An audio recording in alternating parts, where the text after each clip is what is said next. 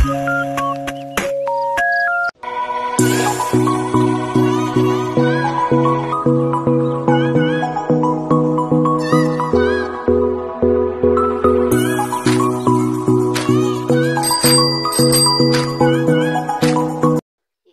what's up mga kananay? Back to fishing na naman. Panandalian nating takasan po yung init ng panahon. Dahil between sa bahay at dito ay napakahangin at napakalilim po dito. Mas okay pang magtambay dito at mag-fishing kaysa magstay sa bahay. Hindi ka rin makakatulog. Sobrang init. Kasama tayo sa top 10 na pinakamainit dito sa Pilipinas po. Nueva Ecija, grabe. So, no choice. Binasa pa rin yung dala natin pain, but this time nilagyan natin ng konting food color para pagka pinain natin, hinagis natin sa tubig, medyo mamumula-mula yung ilalim para mapansin ng mga isda. Kaya naman ang ine-expect nating huli, yung mga dati lang ding hinuhuli natin pagka nagmaminasa tayo, yung common roho, yung mga ganyan.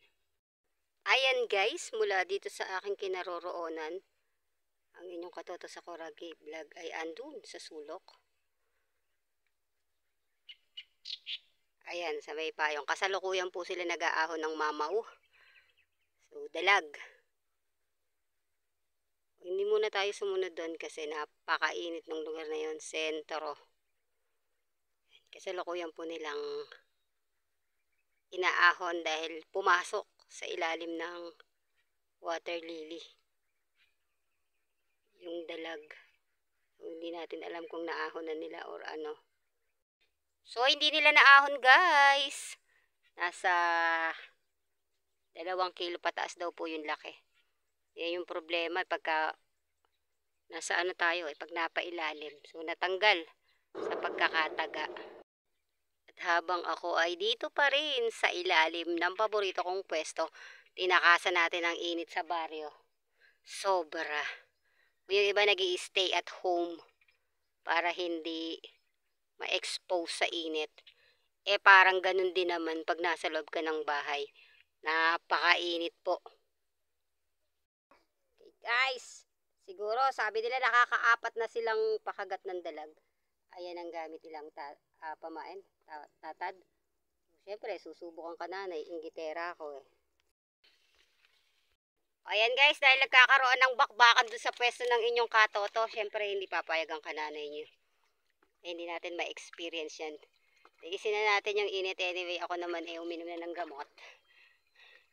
And flex ko na lang din yung bago nating payong. Dinonate ng ating Lolo Pogs. Malaki-laking payong. Salamat din sa ating bangkera. Itinawid niya tayo. Pwede din natin ma-experience yan guys. Yung mga nakakaraan, puro mga itmol. Yun nakukuha natin. Okay guys. Right away, pagdating natin, may inaahon siya. But ang problema, andun na naman sa water lily. Ay, ayun na. Sumabit na. Sumabit na guys. Bangka guys. Wala na guys. Ganyang kalakas.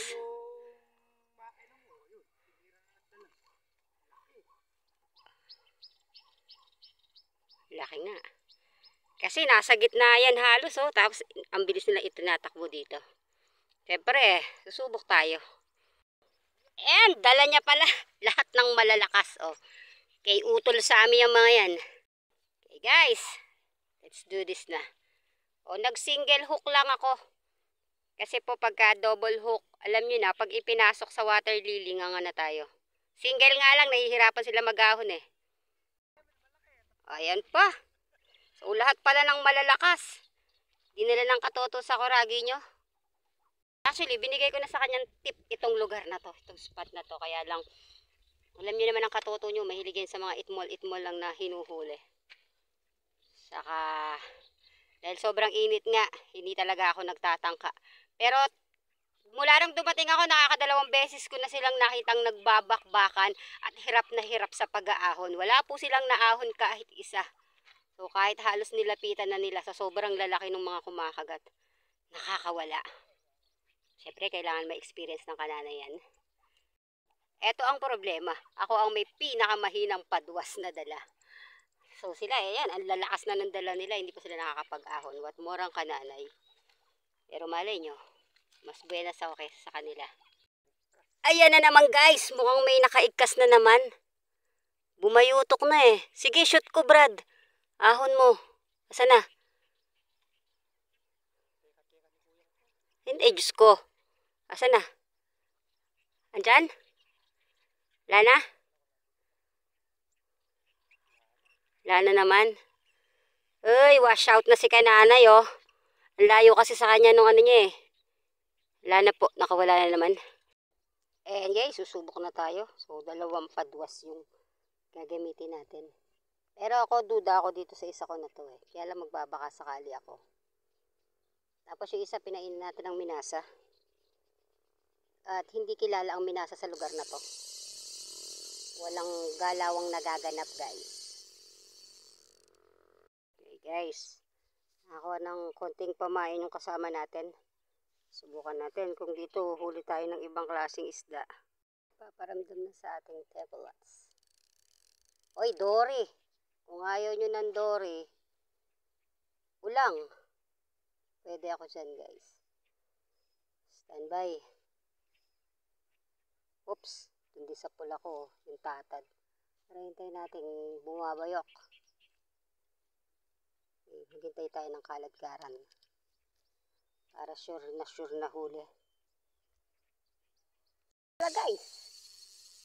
Ano kaya to, guys? Tilapi. At sumabit pa talaga. Gusto talaga akong bumaba guys. Ay tumayo pala. Saan ka na guys? Yun. Goodness. O siya. After ilang minuto. Kapag-ahon na rin tayo ng malit na tilapi. Oh yes, tebulats. Okay guys. Mukhang katoto nyo. Napakagat, tingnan natin kung kakayaning iahon dahil puro pakawala.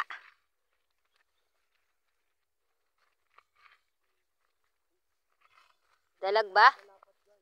Ay, isang malapad na tilapi.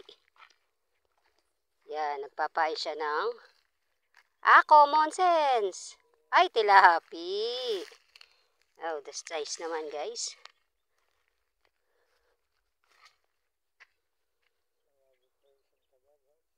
Yung isang padwas guys. O yan oh. Huli sa tebulats. Tebulats talaga. Tebulats talaga ang panalong pamain guys. Uy, wow. Sa big camera. May naka-jackpot na pala rito guys eh oh. Ulangs. Na naman, mukhang malaki-laki to guys. Okay. Malaking-malaki to guys. Kasi kunin mo yung bangka mo bilis. Ako bahala ka pa kalayo. Ako po, kitang-kita nyo yung ano ni Katoto. Ako po, it is the problem oh. Ayun na naman yung ano. Bangka guys.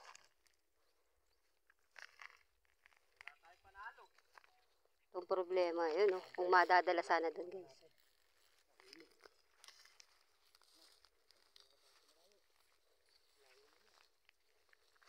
Ayun, ano.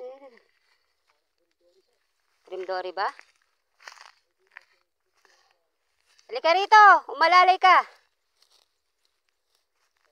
Wala tayong open ano dito eh, na pwedeng pag-ahunan. Sabi ko sa'yo, maglagay ka rito ng konting ano eh. Daanan. Sumabit na, ay nasa ilalim na ano. That's the problem guys. Nandiyan lang sa gilid. Oo, ayun lang oh. Lumalabas na. Kailangan lang maipalabas ng konti. Sige, suka mo ng sabitan ng konti. Sige, ayun na. Dinig yung ano. Yan, gawan na mo lang ng konting daan. Para meron tayong ano. Yung katulad ng ginawa natin dati. Oo, gumawa ka ng daanan. O, tinamaan mo yung tali. Saya nito guys. It's been a while oh. Nakaano yung umaan yung tubig oh. Huwag mo tatamaan tali niya. Yan, sa mga mahihilig gumamit ng manipis. Shoutout sa inyo.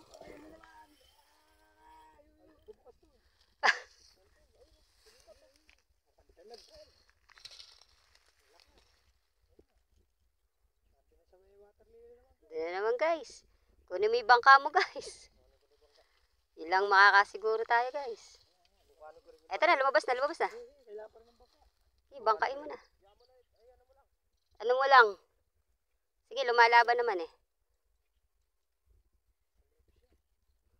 Ayan guys, once again, naipasok na naman. Lapitan natin. Grabe, ang init. Hindi ko pa naman dala yung aking shineping. Cream Dory sa malaki. Wow, cream dory daw na malaki. Napalutang mo na? Ay, that's good sa cream dory. Wait lang, ako gagawa ng daan. Cream Dory siya, lumitaw na. Yes, I love it. May iuwi na naman akong cream dory. Gagawin natin ang lahat guys para maahon natin. Lagi ko sinasabi, gumawa kayo ng daan. Tulad yan. Kasi ano mo? Tinamaan mo. Oh, sorry, Roho. Yari ka na. Yari na tayo dyan, Roho pala eh. Pagod na pagod na guys. Ayaw pa kasing gumawa ng daan eh. Paahunin mo mamaya na ano. Pala malakas guys. Ayan na yung rescue. Kumuha ng bangka. Layo pa yung bangka. Tisi mo na lang. Sana'y walang kalad-karang magaganap mamaya doon sa mga naiwan nating padwas guys. Ayan na yung bida. Bigyan natin siya ng daan. At ng isang masigagong palakpakan.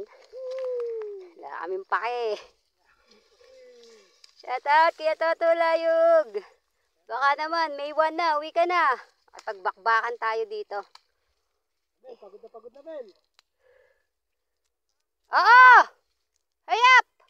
Tatagilid mo yung bangka mo para ma-shoot mo siya. Tatagilid. Sana po nakikita nyo, no? Hindi natin hawak yung cellphone. Ako, yun yung may-ari. Ay, na may-ari ng bangka. Hindi mo ba kayang dalhin dito? Eh, ito yung daan eh, oh. Kasabit. Yan ang problema, oh. Naisabit. Pero ito yung ginawa natin daan last time, oh. Hatak pa rin. Sabi mo, di kaya nung reel ko. Okay. Hintay lang po tayo ng konting oras, guys, para makita natin eksakto kasi di pa natin alam kung cream dory o roho. Pero siya, mapula yung buntot. Eh, ayoko ng roho. So, dory. Yeah, may panalok. Yun, may panalok pala eh. May pag-asa tayo guys makapag-ahon. Actually, may panalok ako sa bahay. Kaya lang, di ba, nung nakakaraan po kasi eh, yung pamingwita natin eh, puro itmol yung nahuhuli. Kaya, hindi tayo kumukuha na, nagdadala ng panalok. Ayan. Ayan na po yung rescue. Dumating na yung rescue team natin. Ayan siya, nakalumilitaw na. Ayan, sasalukin na. Wait lang kung gagalawin. Sige.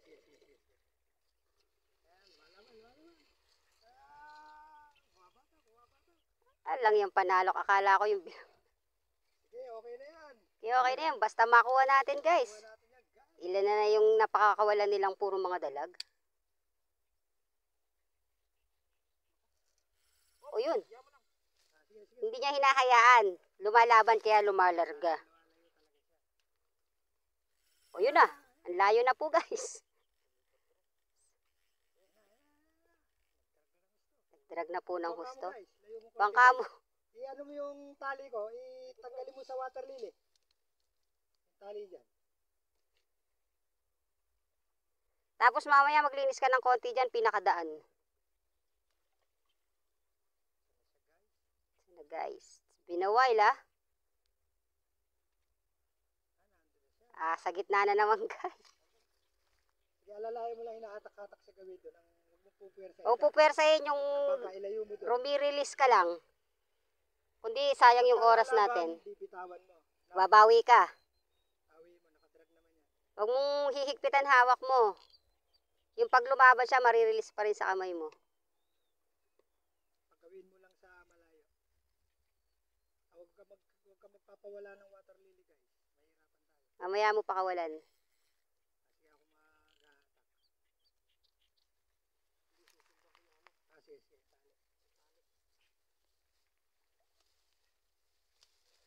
Ayan guys, once again sa mga mahihilig gumamit ng mga ultralight. Ayan, nakalabas yan, nakalabas yan. Mahaba pa yan, mahaba pa. Mahaba pa yan. Nag-release na dito eh. Sige, sige. Oo nga, bitaw mo, bitaw mo. Wala labasin. Bitaw mo. Bitawan mo yung linya. Bitaw mo yung tali. Bitaw mo yung tali. Wala siya dyan, nasa ilalim pa yan. Sige, sige. Oo nga.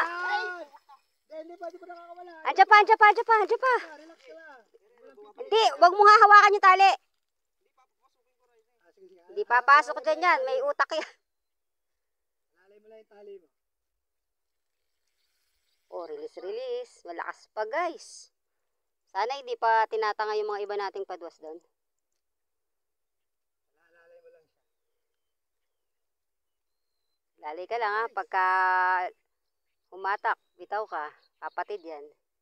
Masyadong malakas yan. Nakasabunga nga na, lumabas pa. Malaki taga niyan. Wow! That's good, guys. Okay, isang masigagong palakpakan naman dyan, guys. Para sa bida. Baka na-break ko rin kayo utol ah. Nasa ilang kilo na. Sige, mamaya natin kiluhin yan, guys. Asa 3 kilo. Sige, dilagdagan ko na po.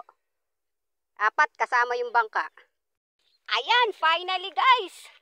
Make sure na naiahon na isang malaki. Doon sa mga pagbabakbakang naganap ngayong araw na to. Dahil kanina po, puro pakawala. As in talagang, pag napunta na doon sa lugar na yun, hindi na po makuha. Ayan, sa tulong ng isang concerned citizen. Sa tulong ng isa nating kasamahan. At sa tulong ng kanyang panalok, na lagi nating nakakalimutan every time na mag-fishing tayo. Yan, naahon na rin po. Finally. Ayan guys, sa tulong ng ating concerned citizen, naahon natin. Wow! Buwan natin kung gaano kalaki, kung pag binuhat ni kananay, buhatin mo nga kananay. Ayan guys, hawak-hawak ko po. So dahil wala tayong dalang timbangan, ako natatansya. Sige, 2 kilo. 2 kilo pa dyan. Sige, 3 natin. Hindi makabawi guys ah. Ganda ng... Tinip ko lang to kay Katoto. Inunahan pa ako. Today, wala akong ano ngayon. Wala akong magandang pwesto. Charot. Mukhang may sumisingit pa rin ng maliliit ah.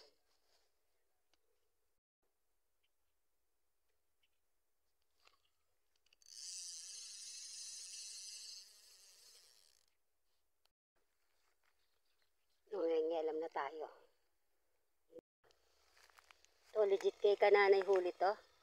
Feeling ko may timbang eh. Pero tilapia to. Oh, from a faraway land, ako ay naka-finally. Ay, this is good size naman ngayon guys. And guys, ang inyong Katoto Sakuragi ay nagpa-pack up na po. Sulit na rin naman siya sa experience niya for today. Kasi halos nakalima siyang dalag na nakapakawalan lahat. Panoorin niyo po yung vlog niya. Nandun po lahat ang shoot. Nandun po lahat ang video kung paano niya napakagat hanggang sa napakawalan yung kanya mga huling dalag. Guys, last 3 piece ng ating tebulats. Ubusin na natin dito. Tayo po ay medyo lilipat ng ating fishing spot. Balik ulit tayo sa malilim. Sumusobra na po ang init. Hindi na kinakaya ng ating mga brain cells. Later on po, doon na tayo sa ilalim ng kamatsili. Pagtsagaan natin kung ano man yung kakagat. Pero maganda talaga ako may tebulats. Kahit to sa ilalim ng kamatsili, feeling ko may mga tilapiyang malalaki ngayon eh. Yan, sila po ipaalis na. So after ng Katoto, ako naman ang lilipat. No? So literal na nandito yung malalaking isda talaga, gaya ng una kong hinala. Ang problema po, hindi natin kayang makatagal. Lalo ngayon, sentro na yung init. Nanunuot po ang init. Nakakahilo. So, itutuloy natin yung ating fishing adventure sa ilalim na lang ng puno ng kamatsili guys.